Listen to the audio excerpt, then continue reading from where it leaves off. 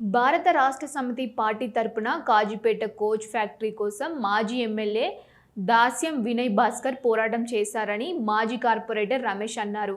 ఈ మేరకు కాజీపేట మీడియా పాయింట్లో మాట్లాడుతూ కాంగ్రెస్ ఎమ్మెల్యే నాయని రాజేందర్ రెడ్డి ఎన్నడైనా కాజీపేట బ్రిడ్జి దాటి వచ్చి కోచ్ ఫ్యాక్టరీ కోసం ఉద్యమించారని ప్రశ్నించారు. 8 ఏళ్ల కాలంలో మాజీ ఎమ్మెల్యే వినయ్ భాస్కర్ కాజీపేట పరిధిలోని 3 డివిజన్లకు కలిపి దాదాపు 100 కోట్ల సంక్షేమ అభివృద్ధి కార్యక్రమాలు చేపట్టారని ఈ సందర్భంగా అన్నారు.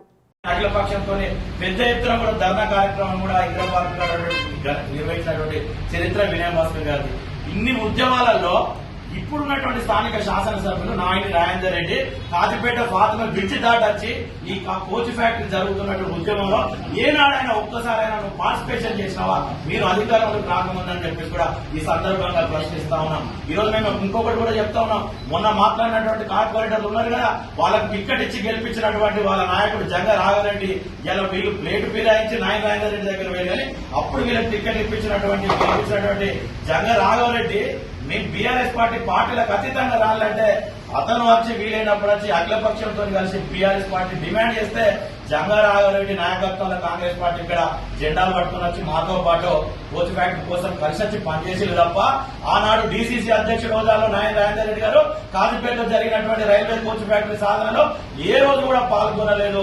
ఇక్కడ ఉన్నటువంటి మీడియా మిత్రులే దానికి ప్రధాన సాక్ష్యం, ఇక్కడ ఉన్నటువంటి కాజీపేట పట్టణ వాసులే ప్రధాన సాక్ష్యం అని చెప్పేసి కూడా ఈ సందర్భంగా కూడా మేము విజ్ఞప్తి చేస్తా ఉన్నాం. ఈ రోజు డైవర్షన్ పాలిటిక్స్ చేస్తా ఉన్నారు. ఈ రోజు మీరు అభివృద్ధి పేరుతో ఈ రోజు ఏదైతే ఎక్కడికక్కడ స్థానిక అంశాలను మీరు అభివృద్ధి పరిశీలించకుండా పర్యవేక్షించకుండా ఏదైతే గత ప్రభుత్వం అని చెప్పేసి ఈ రోజు చెప్పి అన్ని కూడా మా గత ప్రభుత్వం మీద నెట్టేసారు.